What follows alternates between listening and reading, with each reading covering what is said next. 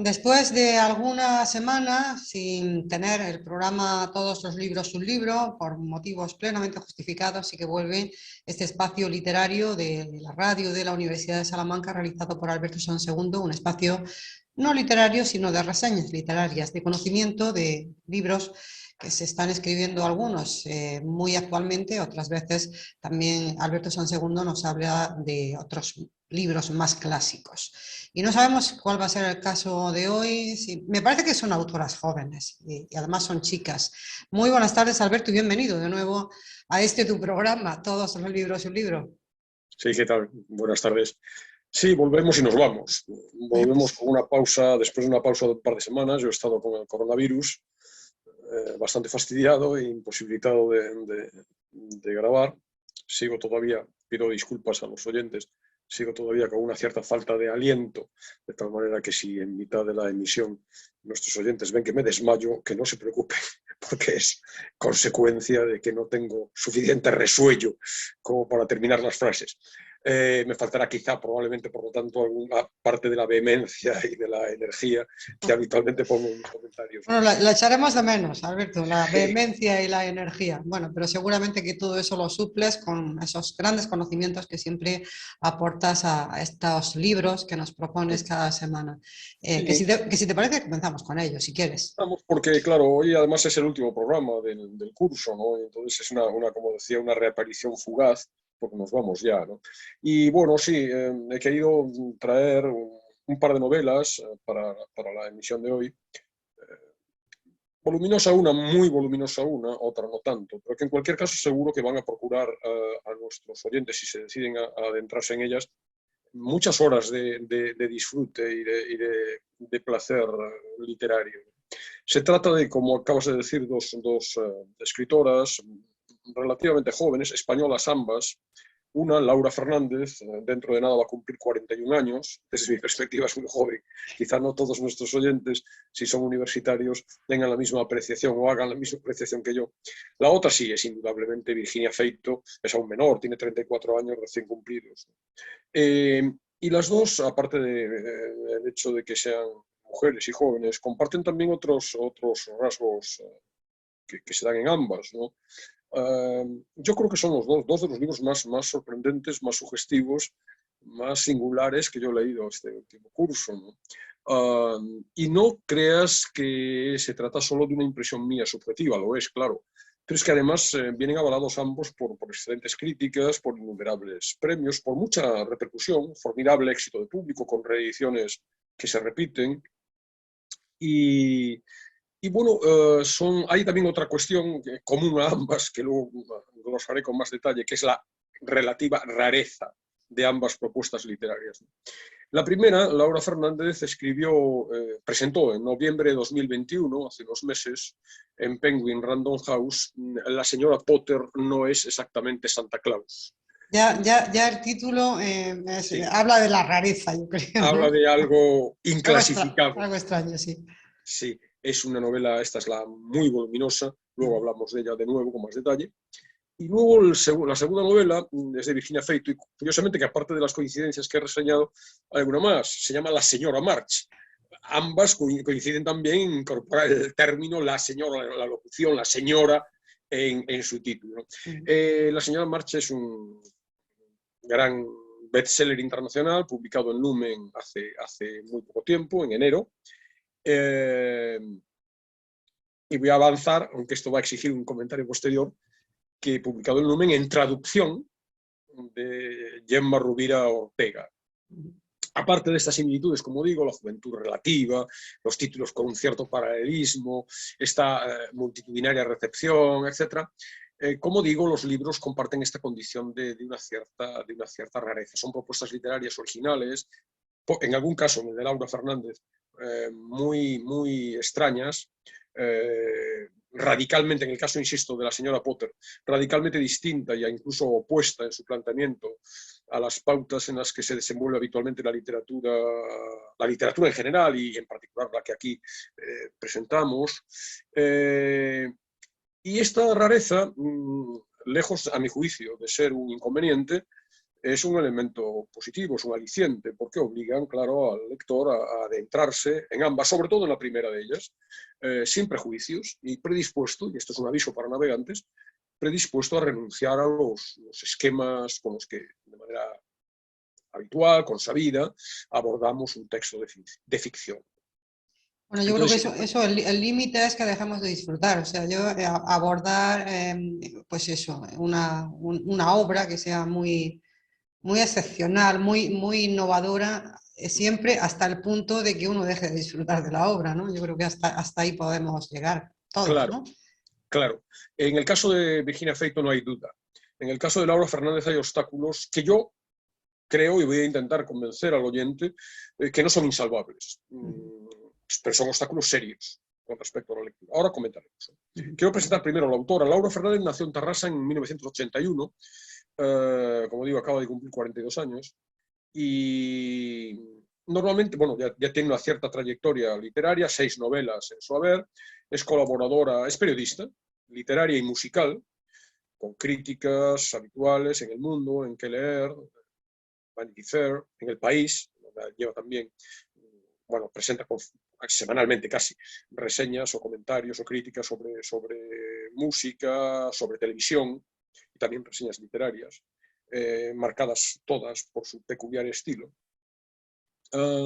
La excentricidad, que es relativa, porque también depende de dónde pongamos el centro, claro, se manifiesta ya en los títulos de sus novelas. Esto, como tú has detectado para el caso de la señora Potter, no es exactamente Santa Claus, pero sus novelas anteriores, sus títulos son... Yo no he leído ninguna, esta es la primera que leo. Gwendolyn Kramer, La chica zombie, El show de Grossman, Connerland, Bienvenidos a Welcome, y este último, es La señora Potter, no es exactamente Santa Claus. Y parece que todos, yo solamente he leído este, pero todos, por lo que yo he podido constatar a partir de entrevistas con ella, reseñas, etc., participan de unas mismas pautas, ¿no? La inteligencia, el humor, una imaginación desbordada, un muy sobresaliente talento narrativo. Todo esto se aprecia en la que yo hoy presento, ¿no? Siempre universos los que nos muestran disparatados, delirantes, lo son sin duda los de la señora Potter, poblados por bueno, fantasmas, por extraterrestres, por animales locuaces, por objetos estrambóticos. Luego detallaré algunos ejemplos, personajes extravagantes, situaciones descabelladas y con muchas conexiones en su relato con la ciencia ficción, con el cómic, con las series de televisión, con toda la imaginería pop, las novelas de detectives, pero fíjate en su versión más barata, diríamos, esa versión norteamericana, la pulp, ¿no? Las versiones, diríamos, menos nobles, menos reconocidas por las élites intelectuales, ¿no? Y sin embargo más cercanas a la cultura popular, ¿no? Hay infinidad de referentes, luego intentaré comentar alguno de ellos, pero, por ejemplo, yo leyendo La señora Potter no me he podido quitar de la cabeza, y esto quizás sea una pista que pueda indicar por dónde van los tiros al oyente, Twin Peaks, la legendaria serie de David Lynch. Ese universo estrambótico, sorprendente, en donde la realidad se quiebra y no sabemos exactamente en dónde estamos, muchas veces perdemos las referencias convencionales, en donde las situaciones, los episodios, diríamos racionalmente inadmisibles, sin embargo toman carta de naturaleza en el caso de la serie. En alguna ocasión ya con una referencia menor, pero en alguna ocasión también he llegado me ha asaltado la figura de Tarantino, algunos diálogos de Tarantino, ¿no? Bueno, una doble mención que es importante, sobre todo la de David Lynch, que yo creo que es más evidente, ¿no? Que es importante que deje al empezar, ¿no? Porque son dos creadores controvertidos y por lo tanto quizá el oyente, precisamente por ese carácter polémico de ambos, pueda o bien sentirse extraordinariamente atraído también por un universo similar, o por lo que yo cuento que me parece un universo similar, pero a la vez puede provocar la reacción contraria. Sí diré, en el sentido de defender la lectura del libro, que ni David Lynch ni Tarantino son dos personajes, digamos, dos creadores, que a mí me interesan especialmente. Sí que los conozco y los he frecuentado, a Tarantino menos, sobre todo al final, aunque esta última película, la de, no recuerdo ahora, no sé si era Una vez en Hollywood, es una genialidad. Pero... Bueno, yo estuve fíjate qué coincidencia que he estado viendo yo Pulp Fiction, precisamente por 450 veces este fin de semana? Claro, Pulp Fiction a mí me parece una película muy buena, ¿no? Pero ahí me voy a otra, y aquella primera de los, no me acuerdo cómo se llamaba ya. Bueno, sin embargo hay unas cuantas, todas las que son un poco de Kung Fu, todas aquellas de Uma Thurman, etc., ya me interesan menos. Pero en cualquier caso, interesándome poco ambos creadores, el que yo vea o identifique esta relación con la novela de Laura Potter y que pese a todo la quiera recomendar, es señal de que a pesar de esos obstáculos que luego comentaremos, la novela merece la pena. Es un fenómeno literario este libro. Se multiplican las ventas, ha obtenido numerosos premios, uno muy popular, las librerías recomiendan, de ficción, que está dado por los libreros españoles, un catalán, Finestras de narrativa en castellano, el Ojo Crítico de narrativa, los premios Ciudad de Barcelona, La Vanguardia, El Mundo y el ABC la incluyeron, la novela, como en la lista de los mejores libros del año 2021, y como digo, se han multiplicado, no sé exactamente, yo tengo la primera, pero no sé exactamente cuántas van ya desde que se publicó por primera vez. Es imposible, porque es imposible resumir, ni siquiera dar un esbozo de argumento en un libro que está plagado de historias, de cientos de personajes, de infinidad de referencias, decenas de tramas que se van entrelazando, que se entremezclan, que se confunden, además, en un enmarañado rompecabezas, una construcción que es exuberante, aparentemente caótica, con un punto descabellado, y que si yo pretendo con un mínimo de orden, de estructura y de sistemática dar cuenta de ella, me resulta la tarea absolutamente imposible. Fíjate que al menos, perdona Alberto, hay una sí. señora Potter, aparece la señora Sí. Potter. Sí, hay una señora Potter, ahora contaremos, ¿no? Pero bueno, quería subrayar que Laura Fernández le he leído en alguna entrevista esta idea. Siempre me ha fascinado la idea del orden en la ficción, donde todo tiene que tener sentido. La realidad no es así, es mucho más caótica e inconexa. Pasan cosas todo el rato sin ningún tipo de sentido. Bueno, pues ahí está, a mi juicio, una de las claves y, en cierto modo, una explicación del contenido de la señora Potter no es exactamente Santa Claus, ¿no? Un caos, una realidad absolutamente inconexa en donde están pasando cosas constantemente. Por intentar un resumen forzosamente reduccionista de la historia, la novela se desarrolla en, cito literal, y esto ya es significativo, esta frase que voy a decir, en la siempre desapacible, fría y horrible Kimberly Clark Weymouth, que es una ciudad que está cubierta de continuo en las 4 estaciones del año por nieve y sometida a un frío atroz. El único rasgo que salva a este poblachón americano del anonimato que es común a todas estas ciudades es que en ella se ambientó una novela de título, como no, la señora Potter no es exactamente Santa Claus, escrita por una autora enigmática, la supuestamente desaparecida, y subrayo los adverbios tienen mucha presencia en la escritura, porque en las reseñas, en las críticas también aparece, de Laura Fernández, ¿no? La supuestamente desaparecida Louise Cassidy Feldman. La vida del pueblo, de Kimberly Clark Weymouth, gira en exclusiva sobre el libro, en particular sobre una tienda de souvenirs, alusivos a la escritora, a su novela y a ese mundo. Es un establecimiento al que acuden en tropel pues, los muchos seguidores incondicionales que ha tenido la obra, que se llaman los Rupert. Los Rupert son esos apasionados y fanáticos lectores de la señora Potter. En ese entorno, que la propia autora se encarga, tiene la voluntad explícita de no dotarlo de referentes cronológicos y geográficos, hay una indefinición temporal y espacial que es evidente, que está buscada por la autora catalana. Ahí hay infinidad de personajes, decenas, si no centenares, de los cuales quizá 2 podrían ser los más destacados. Billy Bain Peltzer, que es el propietario de la tienda de recuerdos, un personaje que aborrece el pueblo y que está y su destino particular en él y está deseando huir de ese aburrido vecindario. Y luego tenemos a otro personaje, Stumpy McPhail, que es un agente inmobiliario que, llevado por su entusiasmo por esta novela, por su novela favorita, y por la devoción hacia su autora, pues se va a instalar en esa localidad con un afán absolutamente insensato, que es ejercer su profesión de agente inmobiliario en un lugar absolutamente perdido, de clima insoportable, en el que no hay movimiento alguno y que, por tanto, en consecuencia, no hay una sola casa para vender. Entonces, con estos muy frágiles mimbres, intentar explicar cómo la autora sostiene una novela de 600 páginas de lectura apasionante, pese a los claroscuros, que luego comentaré, es, como digo, una tarea absolutamente imposible. Es apasionante, realmente es un relato en el que no puedes dejar de leer, o sí, si no eres capaz de superar los obstáculos, ahora los contaremos, pero que en realidad no pasa nada, y pasan infinidad de cosas. Como digo, hay 100.000 episodios, 100.000 personajes, 100.000 situaciones, con hilos que se entrelazan, etc. Entonces, bueno, los obstáculos. Los obstáculos son, diríamos, las opciones estilísticas que elige la autora para contar su historia. Arriesgadas y discutibles. Y en algunos casos, a mí me ha saltado también la duda de difícilmente inteligibles, es decir, ¿a qué obedece este recurso? Por ejemplo, multiplicidad de personajes. Algunos de aparición episódica, de tal manera que es absolutamente imposible o muy difícil mantenerlos en la memoria, de tal manera que eso obstaculiza la lectura, porque incluso los de presencia más constante a lo largo de las 600 páginas, pero no te digo nada, los que solamente aparecen de manera fugaz, ¿no? Es imposible o es muy difícil recordarlos y, por tanto, establecer conexiones cuando 200 páginas más allá, que depende del ritmo de lectura de cada uno, pueden ser varios días o en algunos casos, a lo mejor semanas después, claro, aparece como alguien que ha sido un fogonazo fugaz del que la memoria recuerda, bueno, una pequeña pincelada, pero que no es capaz de conectar con la historia.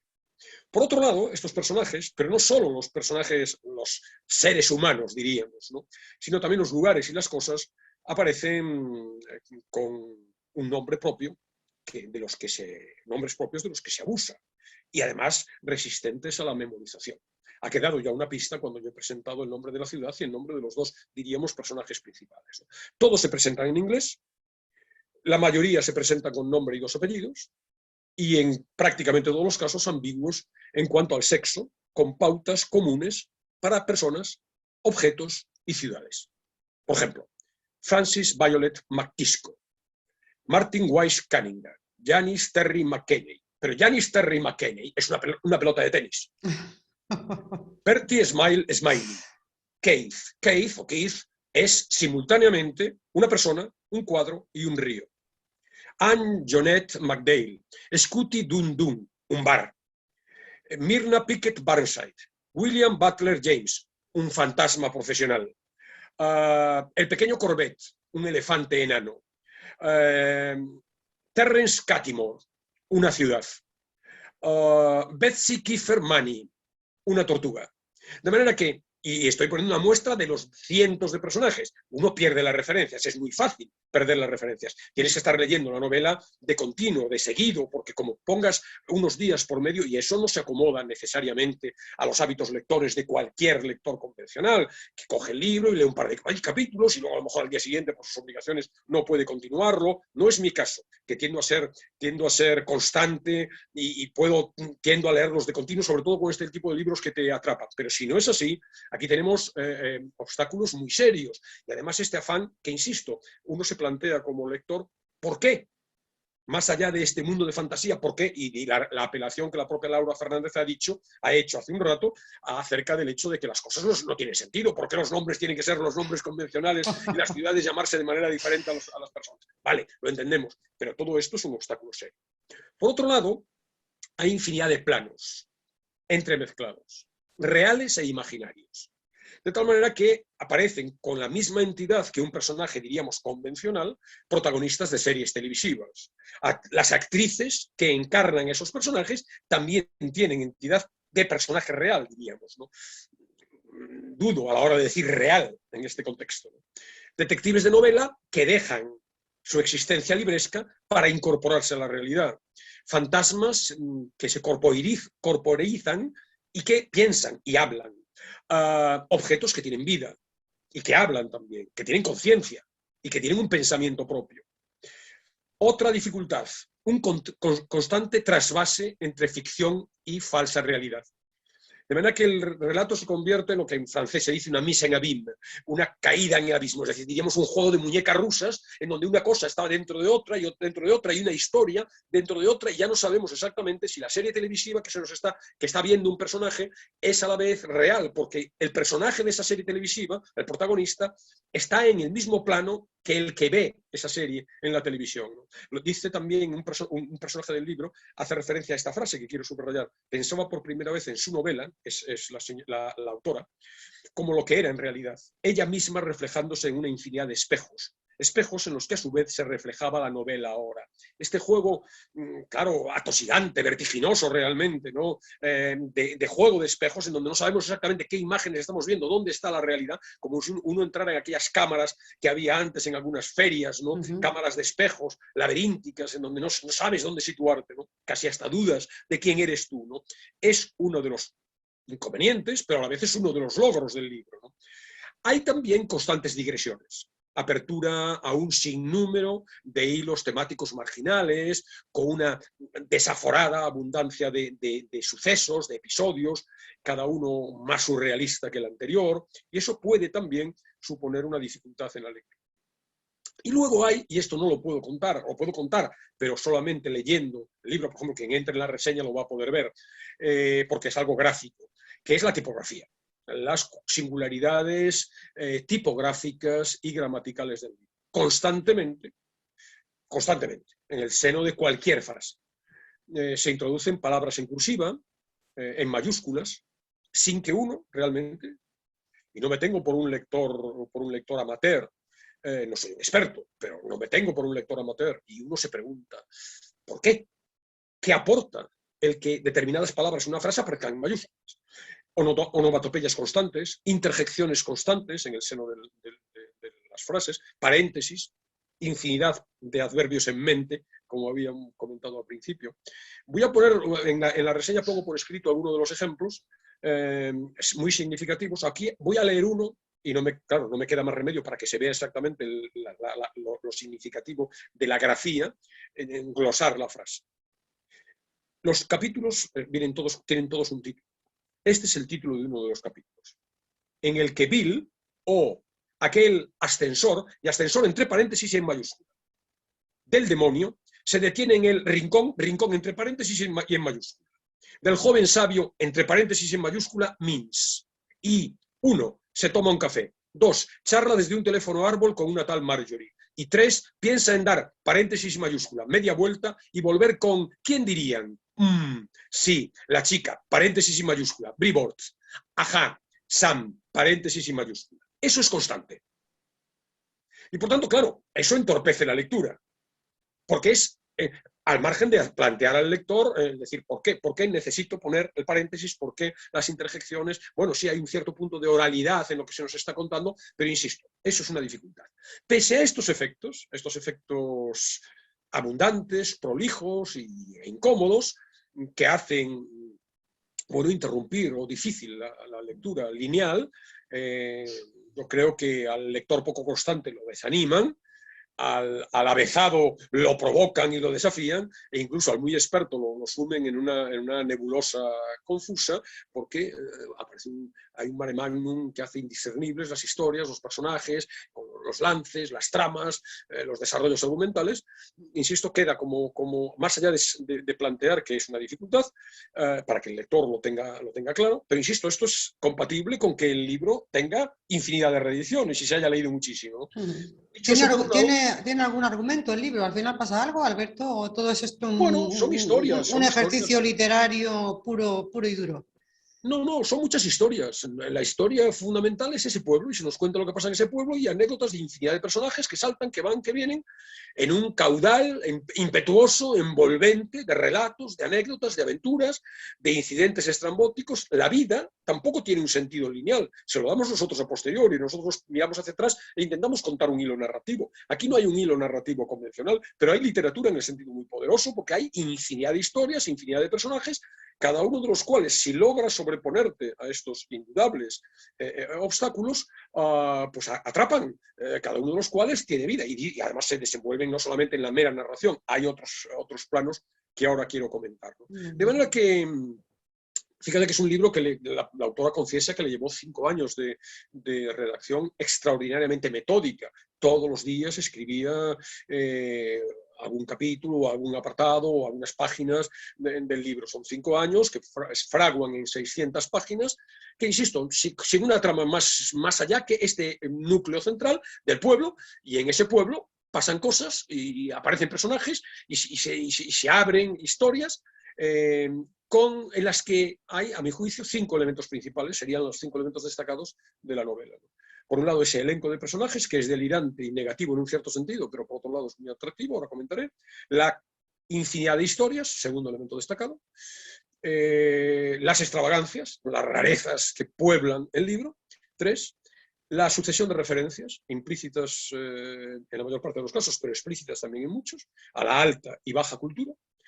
Y por último, un cierto fondo de los temas tratados, que más allá de lo anecdótico, se elevan, diríamos así.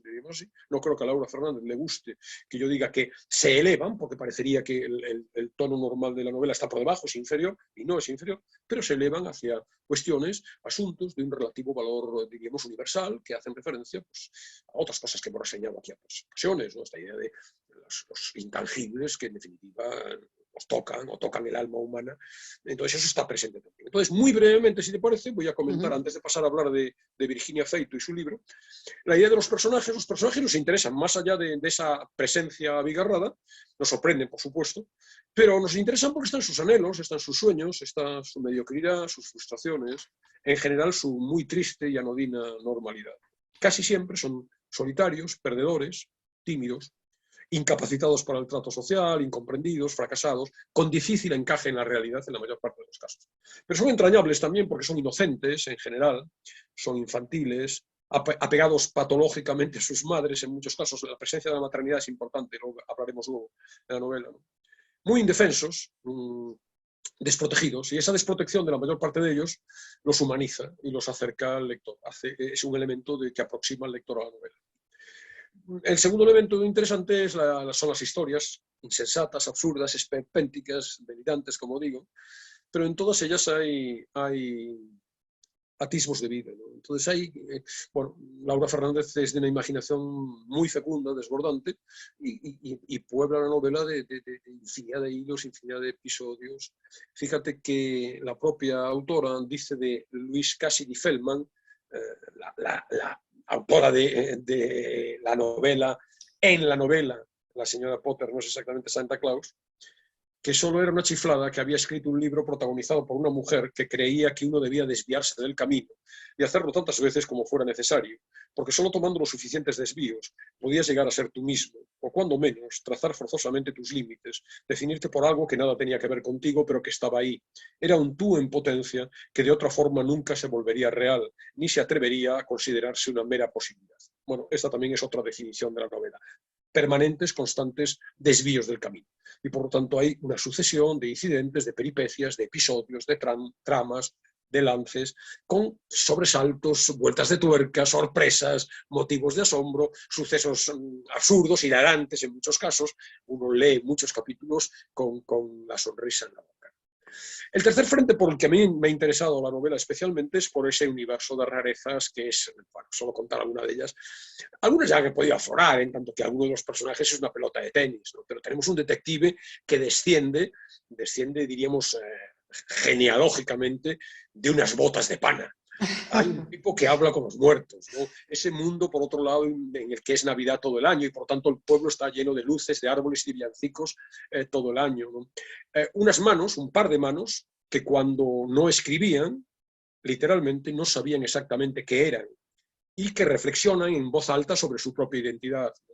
Hay una compañía, la Weatherly Royal Ghost Company, que es una empresa que provee de fantasmas profesionales a las casas, para que las casas puedan tener un fantasma y por lo tanto en el mercado inmobiliario tener un valor adicional, ¿no? Bolígrafos que se abrigan para evitar el frío, pelotas de tenis y de golf que hablan con sus propietarios, elefantes enanos, como comentaba antes, que expresan sus sentimientos, voces extrañas que no solo es que se oyen en la novela, es que tienen vida propia, tienen familias, tienen existencia autónoma, sillones que son amigos se hacen amigos de sus poseedores y que hablan, lógicamente, con ellos, ¿no? Lógicamente, no sé si el adverbio aquí es oportuno, ¿no? En muertos que disfrutan de una vida muy, muy activa, personajes de novela, como decía, que adquieren carta de naturaleza real, por ejemplo, gentes que estudian para ser vecinos. Porque el ser vecino es una profesión, por lo tanto Hombre, se aprende a eso ser le vecino. vendría bien a alguna gente, yo creo, ¿no? Sí, en algunos casos sí, ¿no? Para Sí. evitar ruidos, evitar inconvenientes, ¿no? Sí, sí, sí. Hay pajaritas que escriben poesía, ríos que tienen problemas de identidad. Entonces, bombillas, por ejemplo, el elenco de objetos que hablan es enorme, ¿no? Hay bombillas, hay ceños parlanchines. Entonces nos oímos hablar con absoluta normalidad, ¿no? Bueno, como ves, inefable, esto no hay quien lo cuente, hay que leer la novela. El cuarto frente de interés son las referencias culturales, hay muchas. Muchas expresas y también para el lector más gourmet, entre los que yo no me cuento, pues sí que hay referencias detectables a partir de las propias declaraciones de la autora, ¿no? Por ejemplo, está claramente Stephen King, que es uno de los mitos literarios de Laura Fernández, Ray Bradbury, Roald Dahl, pero están los Gremlins, está el asombroso mundo de Gumball, el Parque Jurásico. Por ejemplo, también otra referencia para mí es Richard Russo. Richard Russo, yo presenté hace unos años aquí un libro, Ni un pelo de tonto. Hay una película posterior con Paul Newman. Y el universo de esa ciudad provinciana, North Bath, que es la ciudad donde está Ni un pelo de tonto, tiene mucho que ver, a mi juicio, con el universo de esta ciudad de la señora Potter, ¿no? Hay, como digo, entonces esas referencias que son explícitas, ¿no? Es el universo en el que se mueve de cultura que le interesa a la autora, ¿no? Y luego, por último, la presencia de temas, diríamos, más serios. E insisto que hablar de temas más serios seguro que no le gustará a la autora, porque la autora considerará que todo esto que he contado hasta ahora también es serio. Entonces, bueno, sí que se da la novela también, aparte del humor, con un cierto tono de melancolía, ¿no? de tristeza amable, ¿no? Porque se habla con una cierta pesadumbre de las relaciones paterno-filiales, temas subyacentes, la importancia de la maternidad. Está la reflexión sobre la libertad, sobre los límites y el sentido de la creación artística, que por tanto hay un punto de metanovelístico, porque la novela en el fondo nos está contando acerca de lo que nos está contando, ¿no? Que está reflexionando acerca de cuáles son los límites de la creación artística. Todo está permitido. Está también un juego permanente, explícito también, no solamente es que el lector lo detecte a partir de lo que lee, ¿no? Sino que, bueno, diríamos este juego entre el sometimiento, que podría parecer absurdo en la propuesta de Laura Fernández, a una realidad que en el fondo es limitada, es paupérrima. La realidad siempre nos tropeaba todo, podemos leer en un momento de la novela. Y en cambio, por otro lado, el inmenso poder de la imaginación.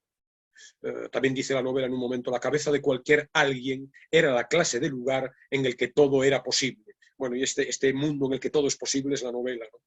El juego, este contraste, ese dualismo entre la magia de la capacidad de invención infantil, absolutamente desprejuiciada y sin límites, y de la cual el libro es una muestra, y por otro lado, un cierto tedio, una cierta seriedad aburrida de los adultos, ¿no? De la aburrida, sensata, adusta madurez, ¿no? Está también, entre estos temas generales, el drama de la búsqueda de la propia identidad. Todos los personajes son diferentes, se sienten distintos, son un poco marginales. Entonces está esta idea de la incomprensión, del abandono, del fracaso, de la soledad, que hace que el libro se lea, como digo, con un punto siempre de melancolía. Entonces, como ves, aparte de o más allá de los reparos que a mi juicio son fundados, que acabo de presentar, el libro es muy especial, muy singular, muy atractivo y, como digo, es literatura muy poderosa que se lee y se disfruta extraordinariamente. Yo, pese a esos obstáculos, lo recomiendo vivamente como una lectura espléndida para estas vacaciones que empezamos dentro de unos días. Bueno, que yo creo que casi nos llega para todas las vacaciones. 600 páginas, me comentaste. Bueno, es muy voluminoso este libro de Laura Fernández. Y Bueno, Virginia Feito, que supongo que también nos la recomiendas porque te habrá parecido también bueno, recomendable, claro, la lectura de La señora March. Si te parece, vamos sí. con ella, ¿no? Sí, la señora March es, dentro de, también podremos decir, un cierto punto de rareza, es más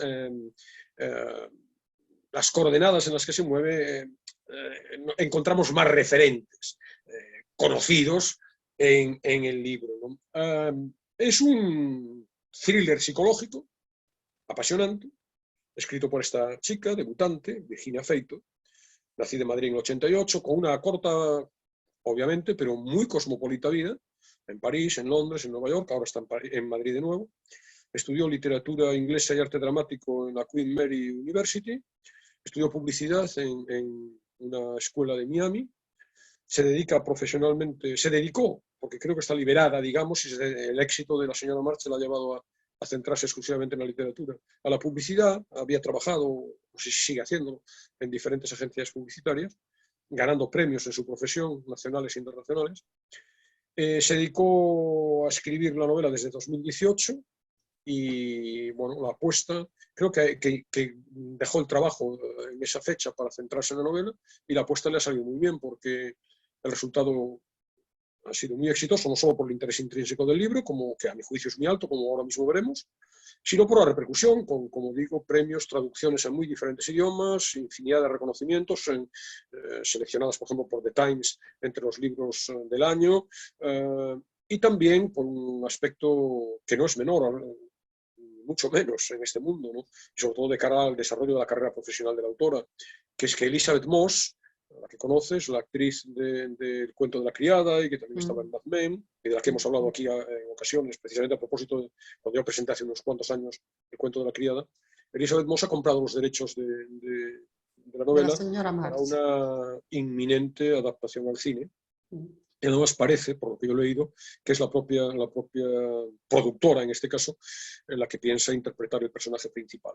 El libro está escrito en inglés originariamente, porque esta chica, o sea, Virginia Feito, espero que no suene despectivo, que me refiera a ella como un cierto punto de cierta superioridad, es decir, esta chica, ¿no? Me refiero a que es muy joven, es muy joven.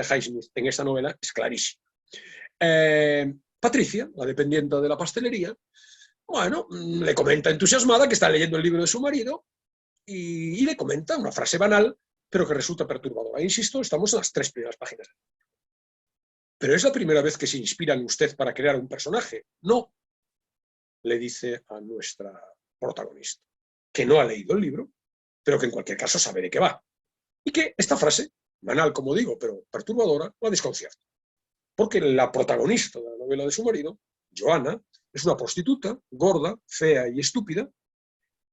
Adjetivos que se usan en la novela, que usa la narradora: débil, feucha, aborrecible, patética, malquerida y antipática. Una desgraciada, y dice la propia señora March, todo lo que yo nunca querría ser. A esas alturas, a los 10 segundos de oír la frase, a esas alturas de su reflexión, Ágata ya está descompuesta y atribulada. Ese comentario incidental siembra la inquietud en ella, de un modo tenue al inicio, pero a lo largo de la novela, no olvides que estoy contando la trama argumental, a lo largo de la novela, esta inquietud se empieza a desarrollar y acaba convirtiéndose de manera intensa, de manera desquiciada, en una espiral obsesiva de recelos, sospechas, paranoias, suspicacias, terror, desvaríos, pesadillas, delirios y alucinaciones. Contadas, a mi juicio, con una magistral graduación, dosificación de la intriga por Virginia Feito, que nos va contando cómo desde ese desencadenante trivial vamos llegando a adentrarnos en una atmósfera desasosegante, de tensión, de ansiedad y de amenaza latente, y es el núcleo central del libro. De esto va el libro. Y no solo va de esto, sino que además yo creo que es la razón fundamental del interés que ha tenido entre los lectores, porque ese clima está fantásticamente construido y la verdad es que arrebata. Esta también es una novela, bueno, no llega a las 600 páginas, tendrá 200 y pico, no, 300 y pico páginas, pero esta es que sí que se lee en un suspiro, porque claro, aquí no tenemos los obstáculos que decía al referirme al libro de la señora, de Laura Fernández, de la señora Puca. Entonces, claro, ese paso desde el desconcierto comprensible, cuando se encuentra cómo que se parece a mí, cómo que se basó en mí, esa perplejidad iniciales, hasta, no quiero desvelar el final, obviamente, pero ese estado de espanto opresivo, ese itinerario, esa trayectoria es apasionante.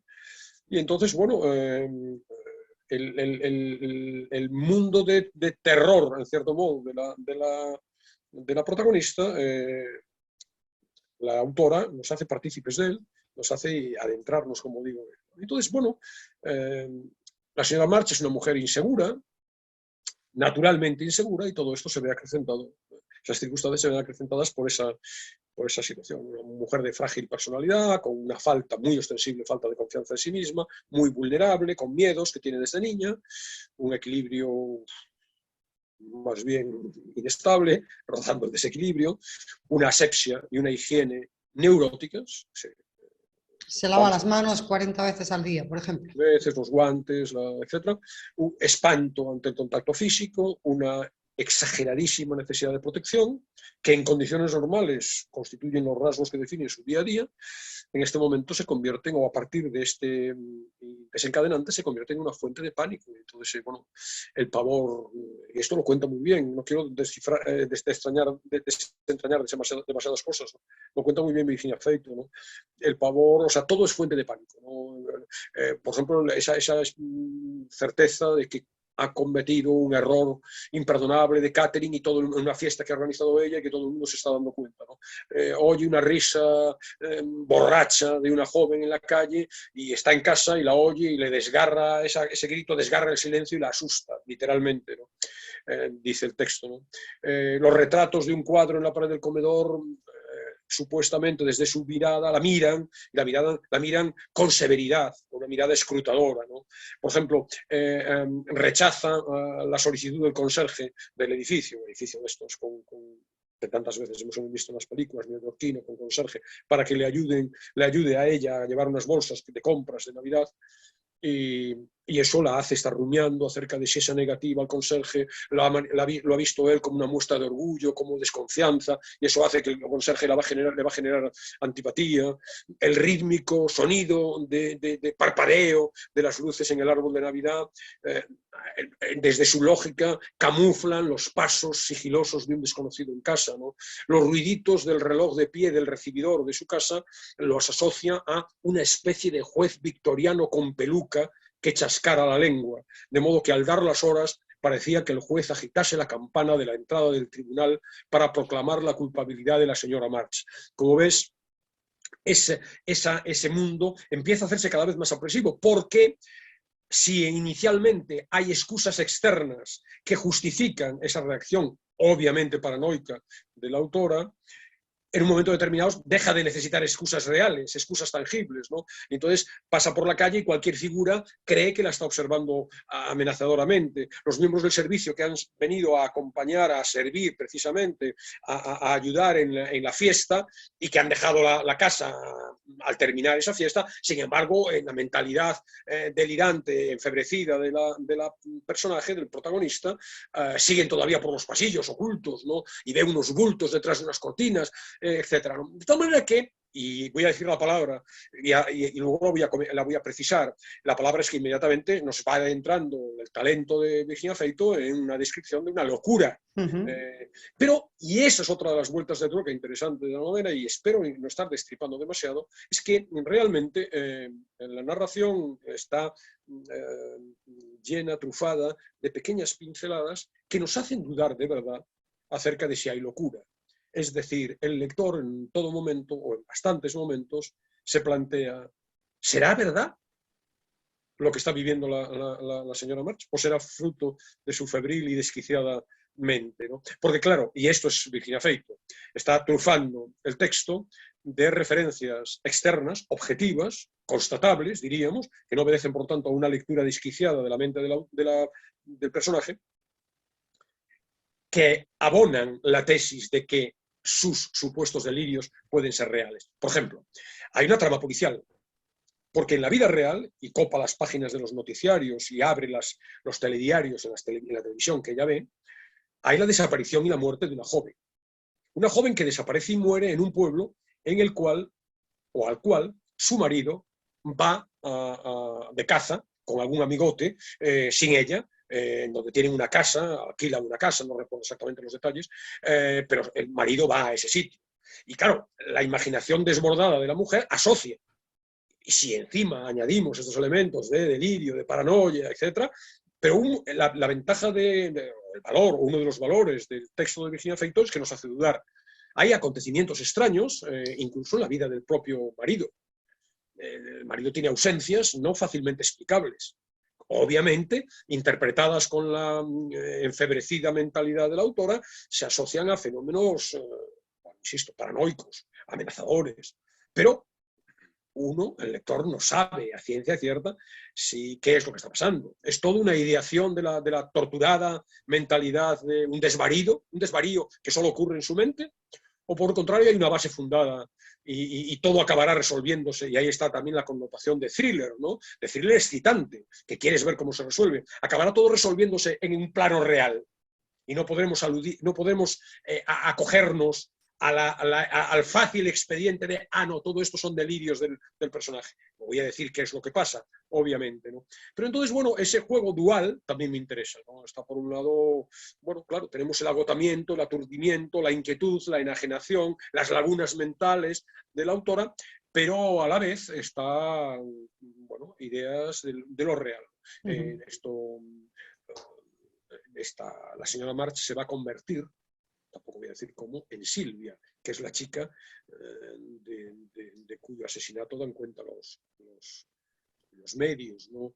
Los personajes de un cuadro que tiene en el baño cambian con el tiempo, pero cambian porque se ha cambiado el cuadro, y eso se lo plantea la propia autora. ¿Ha habido una modificación en el cuadro real porque hemos cambiado la decoración, o por el contrario soy yo la que, dice la autora? Entonces este juego de los desdoblamientos, del dualismo, está muy claro. Las dudas sobre la identidad, dudas sobre su propia identidad. En ese delirio mental no sabe discernir ya qué es lo real y qué no es lo real. Insisto, hay lagunas en su vida, no sabe si de repente se encuentra en el vestíbulo de su casa con los guantes en la mano, no sabe si sale o llega. Y esas dudas sobre su propia identidad se extienden también a las dudas sobre la realidad real, las dudas sobre la identidad de su marido. hay escenas, por ejemplo, escenas de algunos encuentros sexuales, en donde este desdoblamiento es muy significativo, ¿no? Hay un juego permanente de muñecas rusas explícito, porque hay un juego real de muñecas rusas, que era un juguete que ella le había regalado su abuela y que conserva desde niña, y ese juego de una realidad dentro de otra está como metáfora, pero también está como real, ¿no? Hay un personaje de infancia, Kiki, inventado por ella cuando era una niña, que también tiene presencia en la novela. Por lo tanto, la novela es muy interesante por todos estos frentes y también por esta cuestión de desasosegante, ¿no?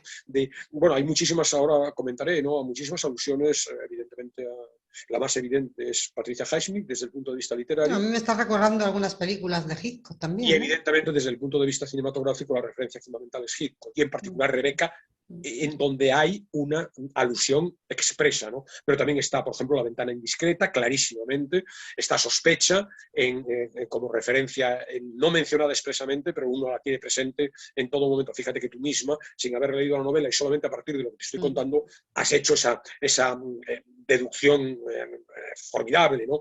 Entonces, eso está presente y eso es un elemento, claro, que apasionante, muy atractivo, ¿no? Porque el mundo de Rebeca, por ejemplo, con esas sospechas, esas intrigas, esas dudas de la persona, de la protagonista, ¿quién es? Rebeca existe, es un fantasma, no es un fantasma, todo eso bueno, realza el valor de la novela. Y luego, claro, fíjate que la propia Virginia Feito tiene una voluntad explícita de hacerlo así. Hace decir a su protagonista ¿qué tenía el realismo para que la gente lo valorase tanto? Y aquí tenemos un punto de confluencia con Laura Fernández. Porque en realidad, y digo la expresión, pero en realidad uno no sabe qué es lo real y qué no, qué es la construcción mental de la protagonista, ¿no? Pero me interesa este juego de diluir los límites de la realidad, que están de manera muy, muy notoria en la novela de Laura Fernández, pero también está aquí, ¿no? Entonces, bueno, aparte de las menciones a Hitchcock, a Patricia Highsmith, claramente, el universo asfixiante de Patricia Highsmith está Hopper, claro, también, entre las referencias culturales, Dickens, menciones expresas, a Jane Eyre, se habla en algún momento del tartamudeo de James Stewart, y a mi juicio me parece, bueno, para cerrar, una obra muy madura. Y es la primera obra de Virginia Feito. Claro, para alguien que acaba de escribir una novela. Es previsible que tenga una trayectoria previa de escritura no presentada, no publicada, ¿no?